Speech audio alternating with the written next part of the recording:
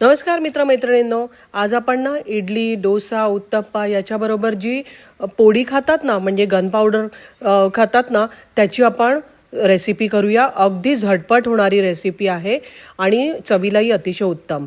चण्याची डाळ 2 चमचे उडदाची डाळ अगदी मंद गॅसवर छान खरपूस भाजून घेतली. त्याच्यानंतर 1 चमचा जिरे, 1.5 ते 2 चमचे तीळ, लाल सुक्या मिरच्या, 1 मुठभर सुकं खोबरं आणि कढीपत्त्याची भरपूर पानं, तसंच हिंग हे घालून पुन्हा छान बारीक गॅसवर हे भाजून घेतलं. 2-3 लसणाच्या पाकळ्या घातल्या आणि त्याच्यानंतर चवीपुरतं मीठ.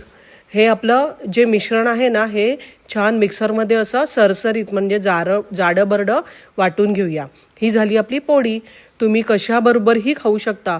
डोशाबरोबर, इडलीबरोबर, थट्टे इडलीबरोबर किंवा उत्तप्प्याबरोबर. बघा, मी मुगाची डोस्याची रेसिपी जी दाखवली होती की नाही, मूग आणि रवा, त्याच्यावर सुद्धा मी ही इडली पोळी टाकून डोसे बनवले होते आणि अतिशय उत्तम चवीला लागली होती. अतिशय उत्तम. तुम्ही करून बघा आणि खूप झटपट होणारी रेसिपी आहे. उत्तप्प्यावर तर अतिशय भारीच लागते.